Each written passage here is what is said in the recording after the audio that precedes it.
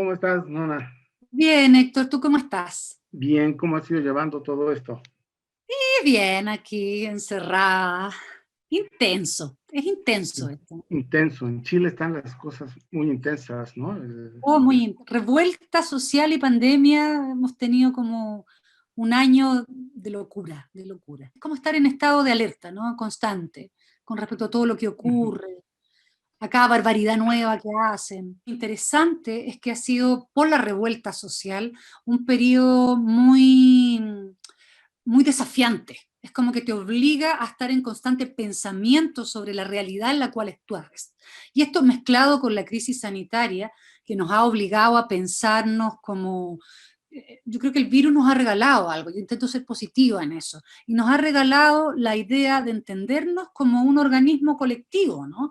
Como que aquí no hay partes que sean protagónicas, no hay lugares del mundo que son más importantes que el otro, aquí no, dependemos unas de otros y también dependemos del organigrama general que es la naturaleza, ¿no? Acá es un gran organismo.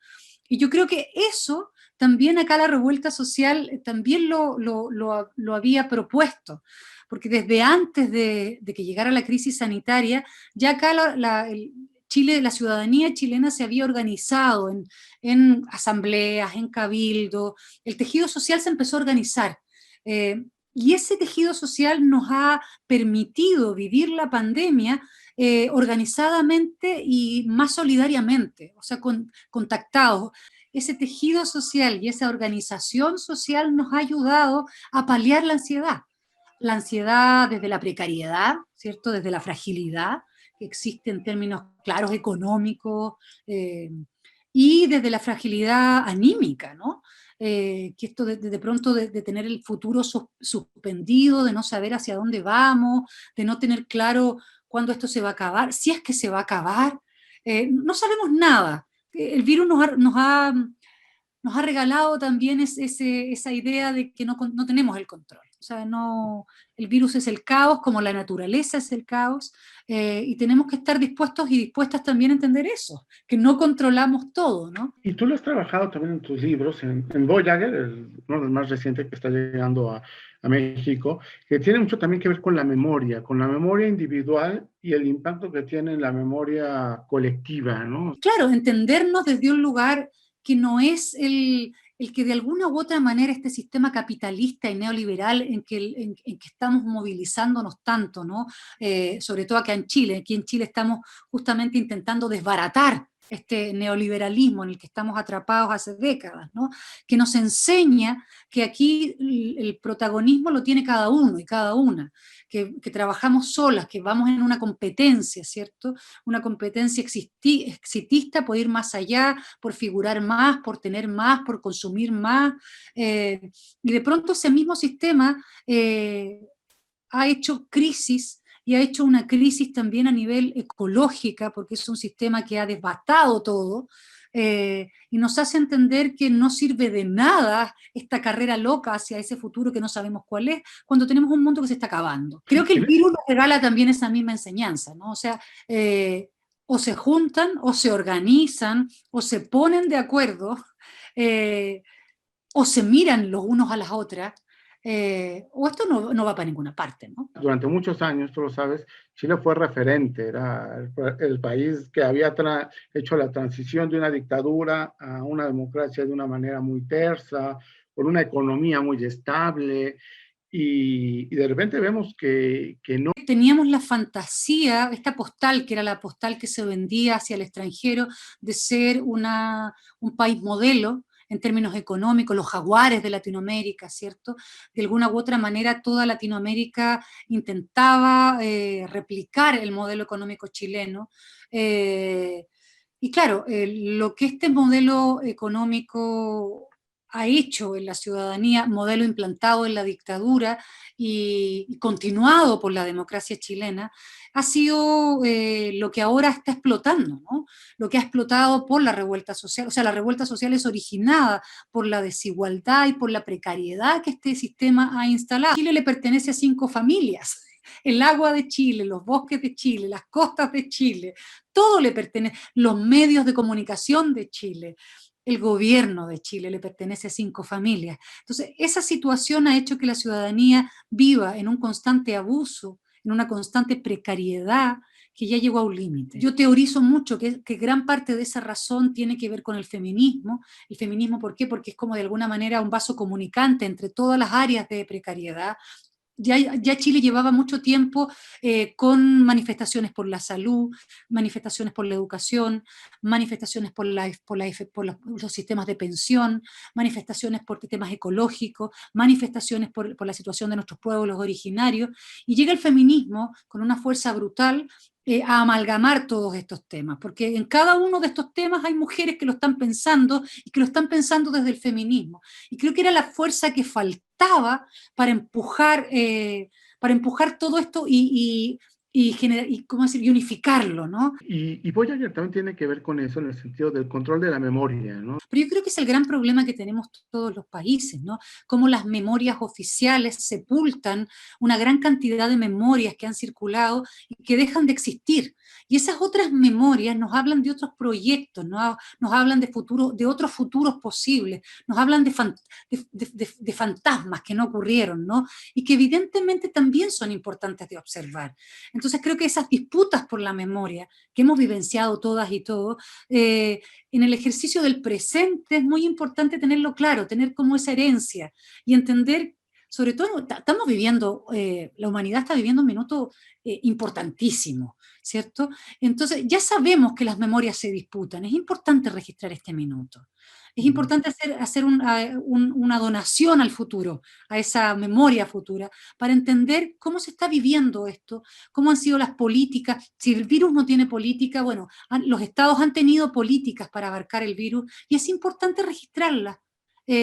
No normalizar lo que nos parece un horror ahora, para que después no vengan con un relato totalizante y le cuenten al futuro cómo fue esto. Ya hemos vivido eso y sabemos que nos sirve. Con las políticas de cómo se va organizando este virus, ¿no?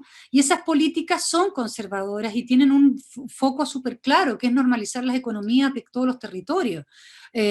Porque siempre es lo más importante, y sin duda que entendemos que los países tienen que manejarse también en términos económicos, lo entendemos, pero acá tenemos que ver cuáles son las prioridades que van poniendo los estados y los gobiernos a sus políticas de manejo de virus, ¿no? No podemos entregarnos a lo que nuestros gobernantes hacen, tenemos que tener nosotros tenemos que implicarnos, tenemos que saber poner temas, tenemos que saber exigir también medidas. Pero el tema es que la ciudadanía sigue muriendo.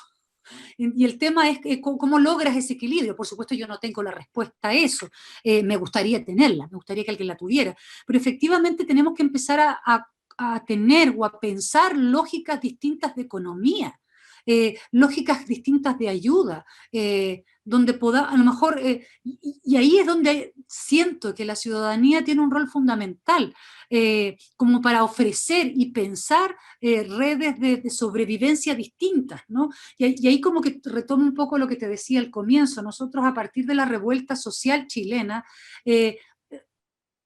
tejimos un tejido, valga la redundancia, tejimos una organización social que nos ha permitido en este momento de crisis poder organizarnos y poder encontrar otras lógicas para poder sostenernos, que por supuesto son intentos burdos, torpes, por tratar de hacer cosas, ¿no? Sostenernos con trueque, sostenernos con economías cerraditas de grupos, que yo te hago un pan, que tú me haces tal cosa, que yo te ofrezco este servicio, que tú me das el otro, pero son lógicas de sobrevivencia, ¿no?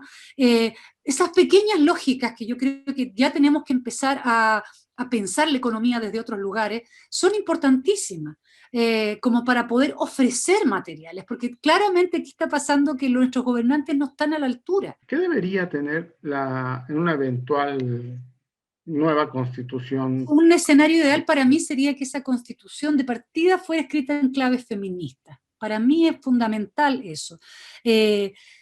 Que fuera una constitución. Acá en Chile nosotros tenemos un gran problema, y el problema fundamental de nuestra constitución es que tenemos un Estado subsidiario. ¿Qué quiere decir eso? Que el Estado solamente se hace cargo de los grandes temas si es que el mundo privado no ha llegado ahí. Y como el mundo privado y como el mercado lo coapta todo, el mercado acá en Chile ha llegado a todos los sitios, ha llegado a la salud, ha llegado el transporte, ha llegado las pensiones, el mercado lo cubre todo, el mundo privado lo cubre todo. Entonces el mundo público aquí es muy pequeño, muy precario y está en muy mal estado. Entonces quien no tiene dinero para poder ir a una clínica, por ejemplo, atenderse, va a un hospital que se está cayendo a pedazos. Y como el Estado no tiene una obligación de estar ahí, porque el mundo privado en general ofrece salud, variedad de salud, toda muy cara, el Estado no llega ni se hace cargo. Nosotros necesitamos una constitución que desbarate esa idea de Estado subsidiario y que ponga al Estado como un ente garante de los grandes derechos que la ciudadanía necesita, la salud, la cultura, la educación, el transporte, las pensiones, etcétera, ¿no? Yo diría que ese es el corazón del cambio que necesitamos, porque si tenemos un Estado garante, el Estado, de partida podemos exigirle, en esta Constitución no podemos exigirle nada. A mí es importante una Constitución en la cual nuestros derechos de género estén bien establecidos, queden ahí garantizados también en esa Constitución. Y me interesa también, nosotros vamos a tener, si todo ocurre bien en Chile, vamos a tener por primera vez una constitución, una asamblea constituyente, para que se entienda, paritaria. O sea, 50% mujeres, 50% hombres. Eso no ha ocurrido en ningún país en el mundo ha pensado su constitución paritariamente. Normalmente son hombres blancos heterosexuales los que van pensando la constitución, encerrados, ¿cierto?, en una gran oficina hermosa, en un gran palacio. Acá por primera vez se va a pensar paritariamente.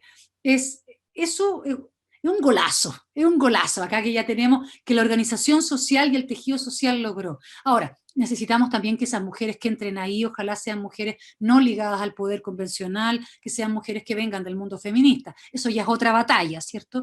Pero a mí me interesa porque el feminismo, por lo menos acá, se está planteando desde un lugar interseccional. Las mujeres no pensamos para las mujeres, no pensamos solamente temas desde el género, lo pensamos todo desde el género, pero pensamos la salud, pensamos la educación, es una mirada interseccional que está observándolo todo. Y eso hasta ahora no es algo que ya lo sabemos, nuestros gobiernos, nuestros políticos nunca han pensado interseccionalmente las cosas. El feminismo lo piensa así. Entonces, me interesa una constitución en esa clave. En este periodo de confinamiento, donde todo el tiempo se vuelve más elástico y pareciera que algunos días son iguales, ¿ha cambiado tu forma de relacionarte con la memoria, con los recuerdos? Que comenzamos a habitar una dimensión temporal distinta. Creo que hasta ahora hemos pensado que el tiempo se organiza de una manera, ¿cierto? Que está el pasado atrás, el presente, y vamos rápidos hacia el futuro. Tenemos ahí esta idea de controlar, la semana la tenemos agendada, a veces tenemos el año entero agendado. Nos damos el abrazo de Año Nuevo y ya sabemos lo que vamos a estar haciendo en diciembre de ese próximo año, ¿no? Ahora eso se desbarata y nos hace habitar un tiempo distinto. Y en este tiempo distinto que como tú bien lo dices, donde el presente es mucho más elástico, siento que también el pasado se ha hecho mucho más presente en nuestro presente. Son tiempos con los límites mucho más porosos, son tiempos más reflexivos, son tiempos donde normalmente antes, en esa vida que teníamos antes, no hay mucho tiempo para reflexionar, para pensar o para recordar, ¿no? Recordar siempre es evaluar un poco, porque un recuerdo, por hermoso o por horroroso que sea, te hace evaluar tu presente. De alguna u otra manera se contrapone con tu presente. Y ahí uno dice, ese pasado era mejor, era peor, o lo que sea. Creo que esos espacios han estado muy presentes en este nuevo presente. Y eso es muy interesante de observar también. Y otra cosa que me ha hecho pensar mucho este encierro es cómo vamos a contar este encierro, en esta lógica de disputa por la memoria de la que ya te hablaba, ¿no? ¿Cómo vamos a contar este día a día? ¿Cómo vamos a contar estas nuevas prácticas domésticas que tenemos, esta nueva relación con el tiempo, esta nueva relación con el afuera? Y también cómo vamos a contar esta locura que ha sido en términos de políticas de manejo de virus, ¿no? ¿Cómo las vamos a contar? Y en ese sentido, claro, la memoria aparece como un tema, como un eje importante, ¿no? De construir, porque la memoria se construye, lo sabemos, la memoria colectiva se construye, y esa construcción se hace desde el hoy, desde nuestro registro del hoy, ¿no?